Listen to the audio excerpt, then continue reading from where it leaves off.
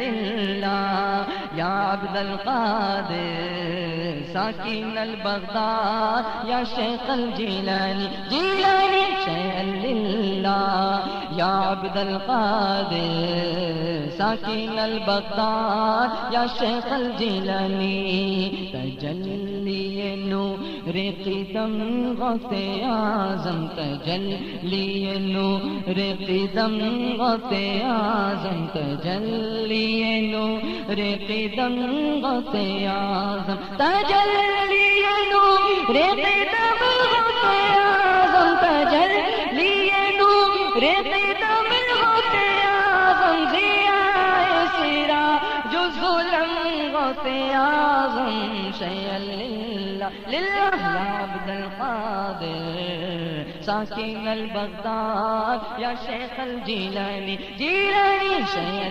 لله يا عبد القادر ساكن البغداد يا شيخ الجيلاني خبر لو ہماری کہ ہم ہیں تمہارے خبر لو ہماری کہ ہم ہیں تمہارے خبر لو ہماری کہ ہم ہیں تمہارے خبر لو ہماری کہ ہم ہیں تمہارے خبر لو ہماری کہ ہم ہیں تمہارے کرو ہم پہ فضل و کرم غوث اعظم شیئا للہ یا عبد القادر ساکن البغداد یا شیخ الجیلانی جیلانی شیئا للہ یا عبد القادر ساکن البغداد یا شیخ الجیلانی یا شیخ الجیلانی یا شیخ الجیلانی یا شیخ الجیلانی یا شیخ الجیلانی یا شیخ الجیلانی یا شیخ الجیلانی یا شیخ الجیلانی یا شیخ الجیلانی یا شیخ الجیلانی یا شیخ الجیلانی یا شیخ الجیلانی یا شیخ الجیلانی یہ دل یہ جگر ہے یہ آنکھیں یہ سر ہے یہ دل یہ جگر ہے یہ آنکھیں یہ سر ہے یہ دل یہ جگر ہے یہ آنکھیں یہ سر ہے یہ دل یہ جگر کہ یہ سر ہے یہ دل یہ جگر ہے یہ آنکھیں یہ سر ہے یہ دل یہ جگر ہے یہ آنکھیں یہ سر ہے جہاں چاہو رکھو قدم غوث اعظم شیئا للہ للہ یا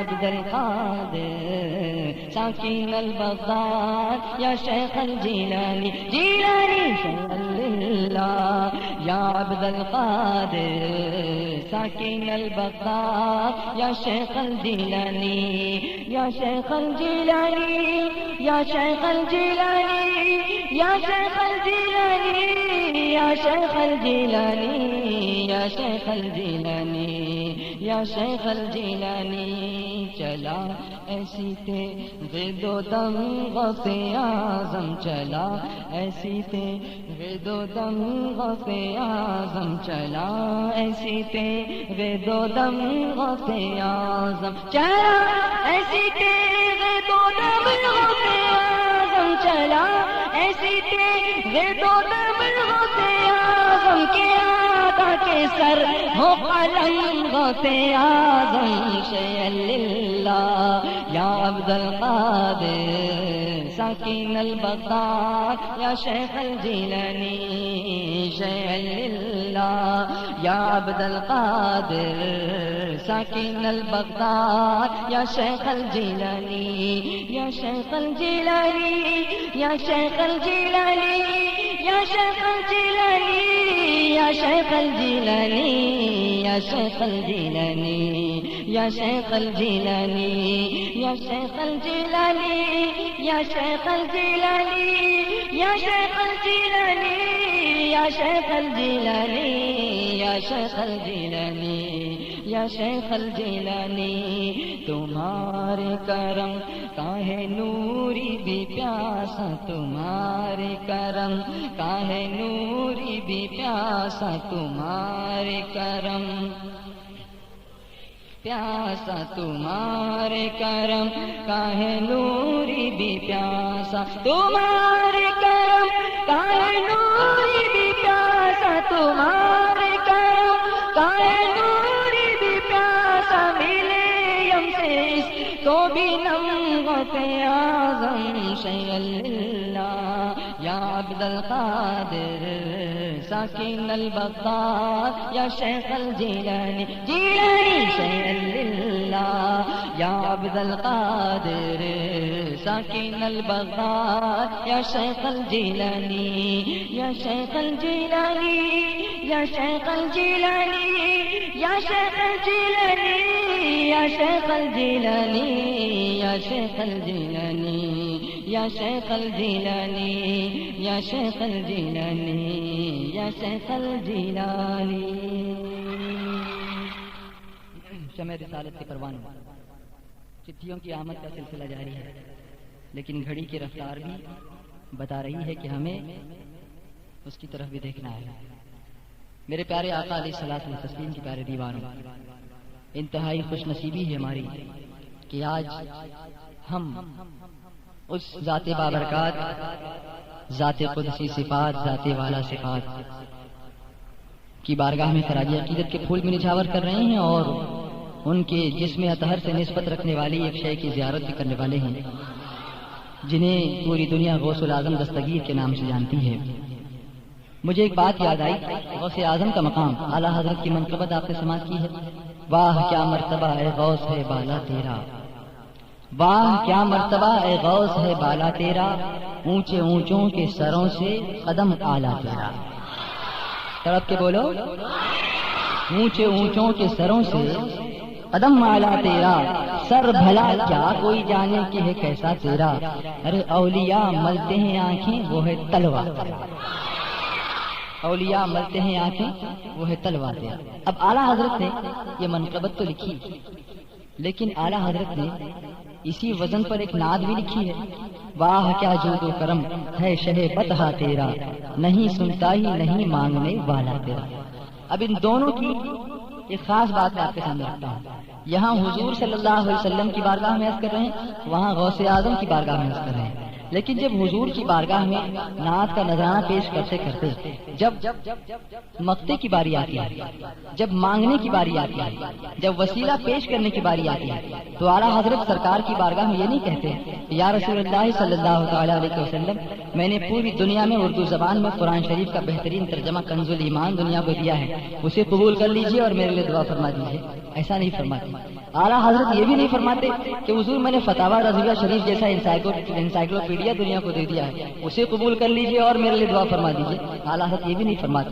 اعلیٰ حضرت یہ بھی نہیں عرض کرتے کہ حضور میں نے الدولۃ المکیہ بالمادۃ الغیبیہ لکھی ہے اور آپ کے گستاخوں کا منہ توڑ جواب دیا ہے، اسے قبول کر لیجئے اور پھر میرے لیے بخشش کی دعا فرما دیجئے۔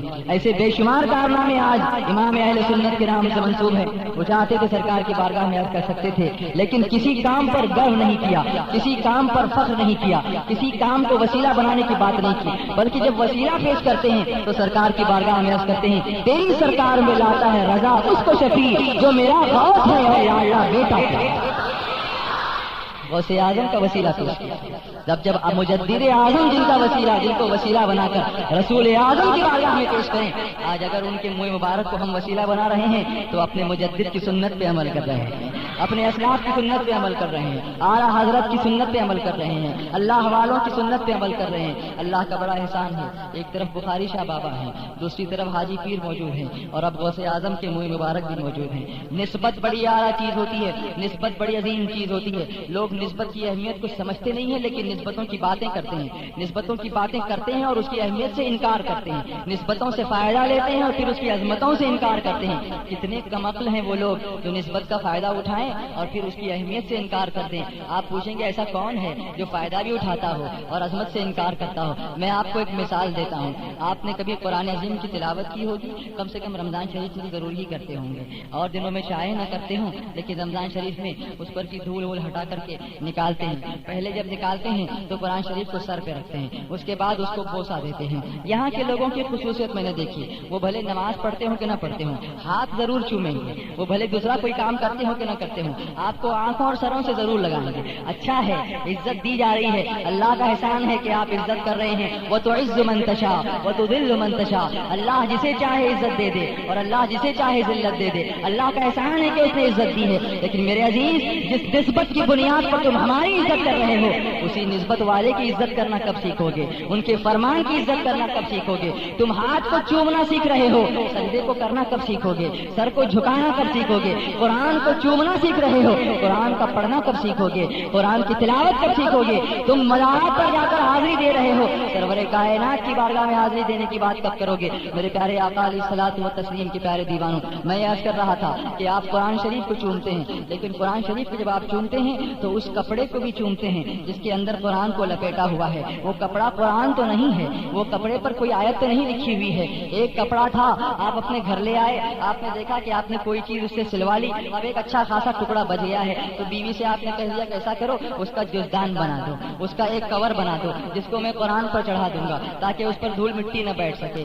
آپ نے اسی کپڑے سے کرتا بھی بنایا تھا اور اسی سے بچے ہوئے کپڑے سے آپ جزدان بھی بنا رہے ہیں. کرتے کو آپ نہیں چومتے, جزدان کو چومتے ہوئے نظر آتے ہیں. کرتا اسی کپڑے کا ہے لیکن اس کو نہیں بوسا دیتے, جزدان کو بوسا دیتے نظر آتے ہیں. کیا بات ہے, اس کپڑے میں ایسی کیا کرامت پیدا ہو گئی ہے کہ آپ اس کو بوسا دے رہے ہیں؟ بات دراصل یہ ہے کہ کرتے کو تم نے پہنا ہے یا میں نے پہنا ہے, میرے اندر کوئی فضیلت نہیں ہے, لیکن وہ کپڑا جس کو قرآن پر چڑھا دیا گیا ہے, کپڑے میں طاقت نہ تھی, قرآن سے نسبت ہو گئی ہے تو چوما جا رہا ہے, قرآن سے نسبت ہو گئی ہے تو بوسا دیا جا رہا ہے, قرآن سے نسبت ہو گئی ہے تو سر پہ رکھا جا رہا ہے. اسی لیے آج موئے مبارک لے لایا گیا ہے. یہ کون کس کا موئے مبارک ہے؟ جو میرا غوث ہے اور لاڈلا بیٹا تیرا, جس کو رسول اعظم نے اپنا بیٹا قرار دیا ہے, جن کو حضور رحمت عالم صلی اللہ علیہ وسلم نے اپنا بیٹا قرار دیا ہے, جن کو سرور کائنات صلی اللہ علیہ وسلم کی بارگاہ سے بے شمار فضیلت عطا فرمائی اور علم کی دولت عطا فرمائی گئی ہے. یہ وہ غوث اعظم ہیں جن کے دہن مبارک کے اندر حضور رحمت عالم صلی اللہ علیہ وسلم نے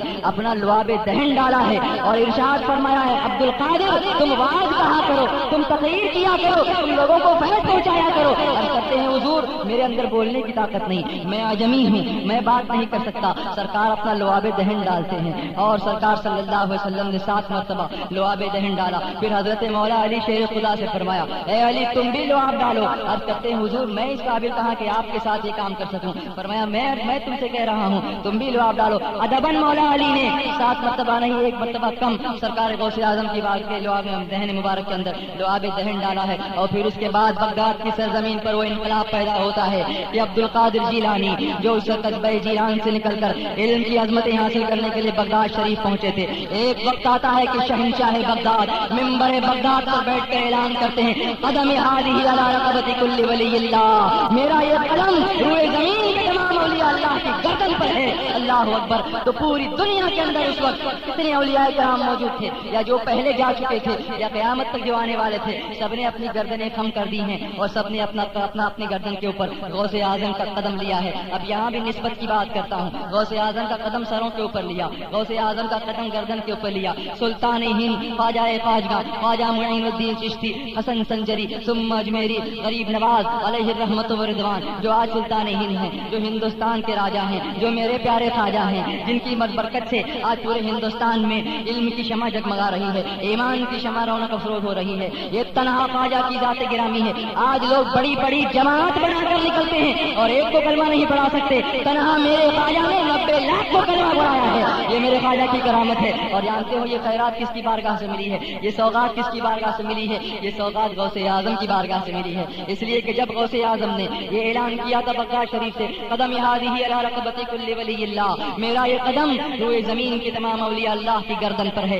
غوث اعظم کا یہ فرمان خواجہ خواجہ ایک غار کے اندر سنتے ہیں, غار میں عبادت کر رہے ہیں, عبادت کرتے کرتے آواز آواز پہنچتی ہے، کہاں بغداد شریف اور کہاں وہ غار، لیکن آواز سنتے ہیں، اس لیے کہ اللہ نے اپنے ولیوں کو وہ طاقت دی ہے کہ اولیاء کرام جب بولتے ہیں تو اللہ کی طاقت سے بولتے ہیں، جب وہ سنتے ہیں تو اللہ کی عطا کی طاقت سے سنتے ہیں، جب وہ کسی کی مدد کرتے ہیں تو اللہ کی عطا کی طاقت سے مدد کرتے ہیں۔ گویا زبان ان کی ہوتی ہے اور کلام اللہ کا ہوتا ہے، سماعت ان کی ہوتی ہے اور طاقت اللہ کی ہوتی ہے، مدد ان کی ہوتی ہے اور اس کی پشت پناہی اللہ کر رہا، اللہ کی رحمت کر رہی ہوتی ہے۔ میرے پیارے آقا علیہ الصلوۃ والتسلیم کے پیارے دیوانوں، لیکن غریب نواز نے کیا کیا جانتے ہو؟ جتنا زیادہ ادب کرو گے اتنا زیادہ پاؤ گے۔ اس مہم مبارک کی نسبت سے یہی کہوں گا کہ صرف ایک دیکھنے کی چیز سمجھ کے دیکھ کر نہ چلے جانا، اس کے سامنے ادب کرنا، اس کے سامنے احترام کرنا، اس لیے کہ اللہ والوں کا جو احترام کرتا ہے اللہ اسے بلندیاں عطا فرما دیا کرتا ہے، اللہ اسے بھی صاحب کرامت بنا دیا کرتا ہے۔ خود غوث اعظم کی زندگی میں ایسے واقعات ملتے ہیں کہ آپ نے ادب کیا ہے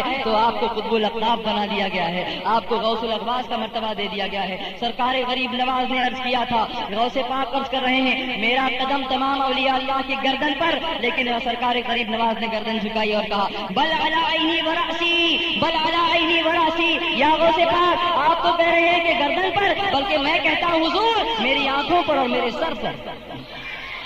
دوسرے لوگ تو گردن پر لے رہے ہیں، غریب نواز آنکھوں پر لے رہے ہیں، غریب نواز سر کے اوپر لے رہے ہیں۔ ندا آتی ہے معین الدین، تم نے سبقت کر لی، تم آگے بڑھ گئے، جاؤ تم کو ہندوستان کی سلطانی عطا کر دی گئی ہے، تم کو ہندوستان کی بادشاہت دے دی گئی ہے۔ پتہ چلا جو اس بارگاہ میں مؤدب ہو کر آتا ہے لوگ اس کا ادب کرنے لگ جاتے ہیں، جو اس بارگاہ میں غریب بن کر آتا ہے لوگ اسے غریب نواز کہنے لگ جاتے ہیں۔ غریب در پہ آئے ہیں تیرے غریب نواز، کرو غریب نوازی میرے غریب نواز۔ نیاز و ناز کا کتنا حسین منظر ہے، ادھر غریب کھڑے ہیں ادھر غریب نواز، ادھر غریب کھڑے ہیں، محبت سے بولو سبحان اللہ، ادھر غریب کھڑے ہیں ادھر غریب نواز۔ تو نسبت کتنی اعلیٰ تھی۔ غوث اعظم تو بغداد میں تھے، لیکن ان کے قدم کی نسبت کو اگر غریب نواز نے سر پر لیا ہے تو سلطان الہند بن گئے ہیں، اور یہ تو ان کے جسم کا ایک حصہ ہی تو ہے، یہ تو ان کے جسم پاک کا حصہ ہے۔ ہو سکتا ہے داڑھی مبارک کا حصہ رہا ہوگا، اب اگر داڑھی مبارک کا حصہ ہے تو نوجوانوں عہد کرو، غوث اعظم کے بال مبارک کو دیکھا ہے، داڑھی مبارک کو دیکھا ہے، اب ہم چہرے پر داڑھی سجا لیں گے۔ غوث اعظم کی زلف مبارک کو دیکھا ہے، اب اگر ہم سروں پر زلفیں سجا لیں گے، سروں پر امامہ سجا لیں گے، سر پر سرور کائنات صلی اللہ علیہ وسلم کی محبت کا تاج رکھ لیں گے۔ اگر اس سے یہ حاصل کیا تو دنیا یہ کہے گی کہ واہ کیا مرتبہ اے غوث ہے بالا تیرا، اونچے اونچوں کے سروں سے قدم والا تیرا۔ اور اگر یہ صرف نہ کر سکے، صرف زیارت کر کے چلے گئے، برکت تو حاصل ہو جائے گی، لیکن تبدیلی کب آئے گی، چینجز کب آئیں گے؟ کل رات بھی میں یہی عرض کر رہا تھا کہ سرکار غوث اعظم کی زندگی میں سب سے زیادہ نمایاں دو چیزیں نظر آتی ہیں، وہ ہے عقل حلال اور صدق مقال، سچ بولنا اور حلال روزی کا حاصل کرنا۔ یہ دو چیزیں جس میں آ جائیں گی اسے میرے غوث کا صدقہ مل جائے گا۔ پوری زندگی غوث اعظم کی دیکھو گے دو چیزیں نمایاں نظر آتی ہیں، کبھی حرام کا لقمہ حلق سے نیچے نہیں اتارا ہے اور کبھی جھوٹ آپ نے نہیں بولا ہے۔ یہ سچ ہی کی تو برکت تھی، ماں نے کہا تھا بیٹا جھوٹ مت بولنا، کچھ بھی ہو جائے جان چلی جائے لیکن سچ بولنا۔ سچ بولے تھے تو لٹیرے ڈاکو بن کر کے آئے تھے، وہ اللہ کے ولی بن کر کے جا رہے ہیں، وہ توبہ کر کے جا رہے ہیں، یہ سچ کی برکت تھی۔ اگر جھوٹ بولتے تو جان بچ جاتی، لیکن ان کا ایمان کیسے بچتا، ان کا ایمان کیسے سلامت رہتا؟ سچائی میں وہ طاقت ہے کہ بے ایمان کو ایمان کی دولت دیتی ہے۔ میرے غوث نے اس سچائی پر عمل کر کے دکھایا ہے، اور ایسے ہی لوگوں کے لیے قرآن کہہ رہا ہے ان الذین قالوا ربنا اللہ ثم استقاموا تتنزل علیہم الملائکہ الا تخافوا ولا تحزنوا وابشروا بالجنۃ التي کنتم توعدون۔ بے شک وہ لوگ جنہوں نے کہا کہ ہمارا رب اللہ ہے اور پھر جم گئے، ان پر اللہ کی رحمت کے فرشتے نازل ہوتے ہیں۔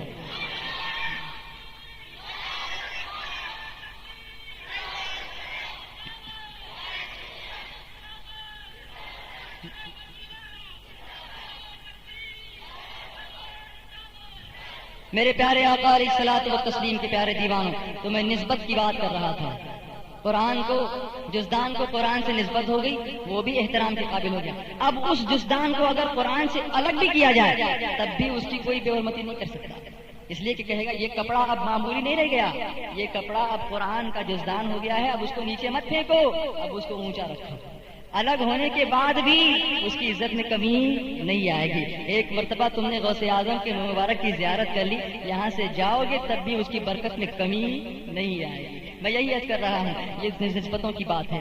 دوسرے کپڑے کی بات کرو، خانہ کعبہ کو آپ نے دیکھا ہوگا، اللہ اکبر، خانہ کعبہ پتھر کا ایک گھر ہی تو ہے۔ ان اول بیت وضع للناس للذی ببکۃ مبارکا وہدی للعالمین فیہ آیات بینات مقام ابراہیم ومن دخلہ کان آمنا وللہ علی الناس حج البیت من استطاع الیہ سبیلا۔ قرآن جس کے بارے میں جس کی فضیلتیں بیان کر رہا ہے اور برکتوں کی بات کر رہا ہے، رحمتوں کی بات کر رہا ہے، اس کے کپڑے کا ٹکڑا حاصل کرنے کے لیے دنیا ٹوٹی پڑتی ہے اور نجدی سپاہی لوگوں کو روک روک کے تھک جاتے ہیں، لیکن لوگ دھاگا بھی کھینچے بغیر نہیں رہتے، اس کو ہاتھ لگائے بغیر نہیں رہتے۔ ایک کپڑا ہی تو تھا کالے رنگ کا کپڑا، ایک پتھر ہی تو تھا کالے رنگ کا پتھر، لیکن اس پتھر کو اتنی عظمت کہاں سے ملی؟ اس لیے کہ اس پتھر کو کعبے کی دیوار میں پتھر بننے کا شرف حاصل ہو گیا ہے۔ یہ عظمت اس کو کعبے کی وجہ سے حاصل ہوئی ہے، اس مقام کی وجہ سے حاصل ہوئی ہے۔ غلاف کعبہ کو غلاف کعبہ بھی کعبے نے بنایا ہے، اس لیے کہ اس کو کعبے سے نسبت ہو گئی ہے۔ میرے پیارے آقا علیہ الصلوۃ والتسلیم کے پیارے دیوانوں،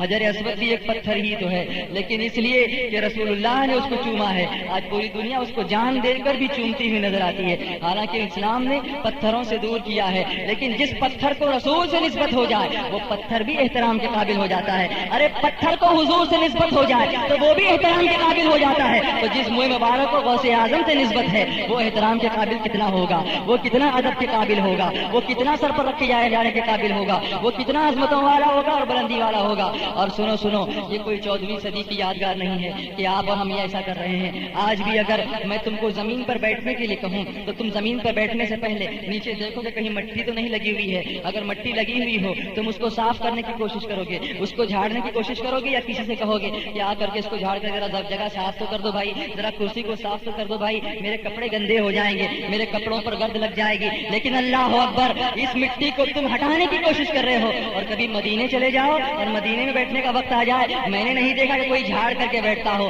ارے وہ تو یہ سوچتا ہے کہ یہ مٹی مدینے کی، اس میں میرے کپڑے تو کیا، اب میں خود ہی چلا جاؤں تو کتنا اچھا ہے۔ اس مدینے کی مٹی کو یہ عظمت کیسے حاصل ہوئی؟ اس مٹی نے میرے رسول کے قدموں کا بوسہ لیا ہے، اسے رسول اللہ کے قدموں سے نسبت ہو گئی ہے، اس لیے مٹی آنکھوں کا سرما بنانے کے قابل ہو گئی ہے۔ اعلیٰ حضرت امام اہل سنت مجدد دین و ملت کنز الکرامت جبل الاستقامت آیت من آیات اللہ و معجزۃ من معجزات النبی، یعنی امام احمد رضا فاضل بریلوی علیہ رحمت و رضوان، اسی لیے تو فرماتے ہیں حرم کی زمین اور قدم رکھ کے چلنا، حرم کی زمین اور قدم رکھ کے چلنا، ارے سر کم ہوتا ہے وہ جانے والے مدینے کے خطے، خدا تجھ کو رکھے غریبوں فقیروں کے ٹھہرانے والے۔ اللہ اکبر، مٹی تو وہ بھی تھی اور مٹی یہ بھی ہے، لیکن اس مٹی کو فضیلت نہیں، اس مٹی کو فضیلت ہے۔ وہ مٹی ایسی فضیلت والی ہے، اس مٹی میں بیٹھو تو بیمار ہو جاتے ہو اور اس مٹی میں بیٹھے تو شفا مل جایا کرتی ہے، وہ تو خاک شفا بن گئی ہے، اس لیے کہ قدم ناز رسول سے متصل ہو گئی ہے،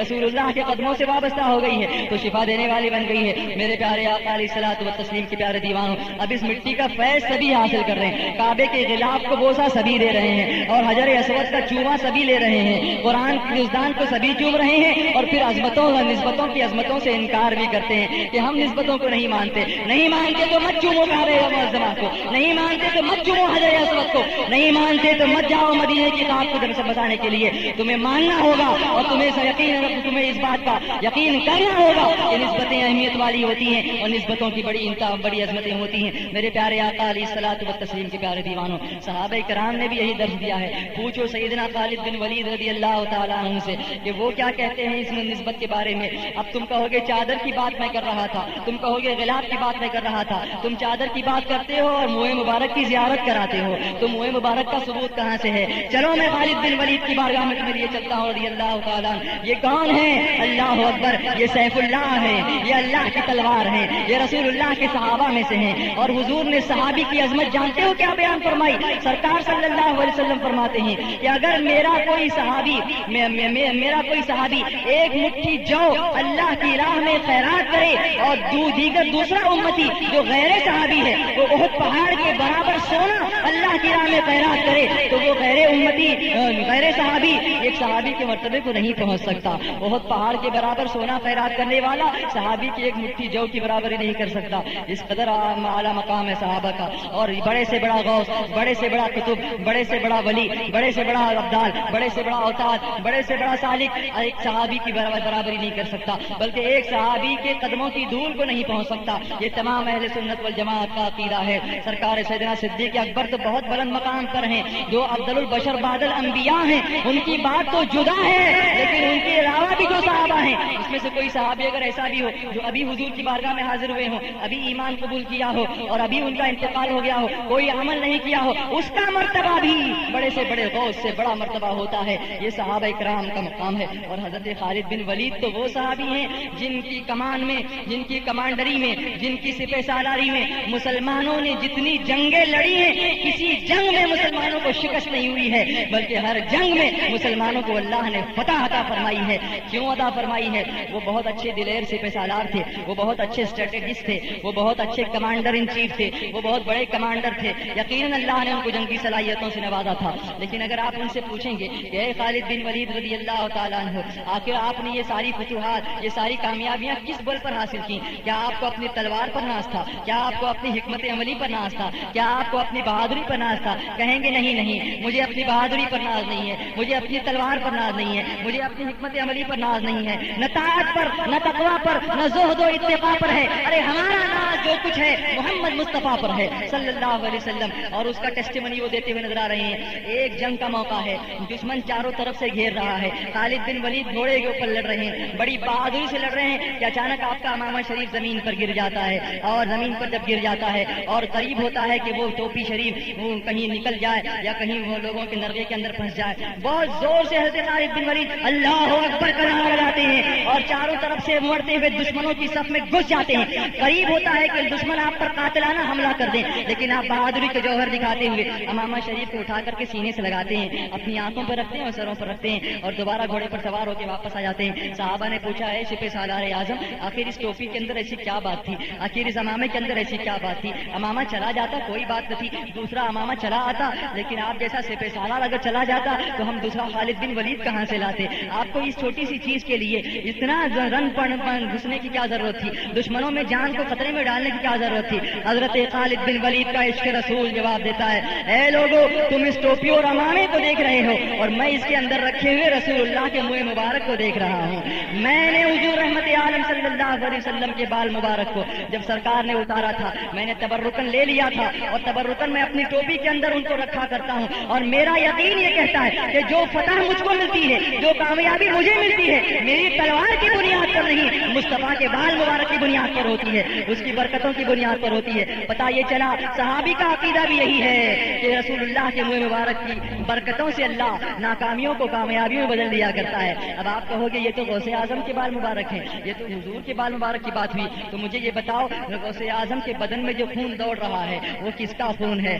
آپ حسنی سید بھی ہیں اور حسینی سید بھی ہیں، امام حسن سے بھی وابستہ ہیں اور امام حسین سے بھی وابستہ ہیں. اور سرکار فرماتے ہیں فاطمہ میرے جگر کا ٹکڑا ہے، تو امام حسن کی اولاد میں سے ہیں اور امام حسین حسینی سید ہیں، نجیب الطرفین ہیں، حضرت فاطمہ کی اولاد ہیں، حضرت ابو صالح موسیٰ جنگی دوست کی اولاد ہیں. ان کے بدن میں بھی وہی خون گردش کر رہا ہے جو رسول اللہ کے بدن پاک کے اندر گردش کرتا تھا. ارے جب بال شریف کی نسبت کا یہ عالم ہے، خون کی نسبت کا عالم کیا ہوگا؟ سرکار کے خون سے جس کو نسبت ہو گئی ہے، جو آل رسول ہیں، اللہ اکبر، ان کی تعظیم کا عالم کیا ہوگا؟ اللہ کے رسول صلی اللہ علیہ وسلم نے یہی تو ارشاد فرمایا تھا نا کہ جو کچھ میں نے تم کو دیا ہے، قرآن پاک کی آیت کا مفہوم عرض کر رہا ہوں، جو کچھ میں تم کو دیتا ہوں، نمازیں تم کو دی ہیں، تقویٰ تم کو دیا ہے، تمہیں نظام کائنات دیا ہے، تمہیں نظام حیات دیا ہے، تمہیں قرآن دیا ہے. میں اس سے تم پر کوئی اجرت طلب نہیں کرتا، میں تجھ سے تم پر کوئی چیز کی امید نہیں رکھتا، مگر یہ کہ میرے قرابت داروں سے محبت کرو، میرے خون کے رشتے داروں سے محبت کرو. اور اسی محبت کی بنیاد پر ہم غوث اعظم ہی سے نہیں، ان کے جسم کے ایک ایک بال سے محبت کرتے ہیں اور انشاءاللہ قیامت تک کرتے رہیں گے.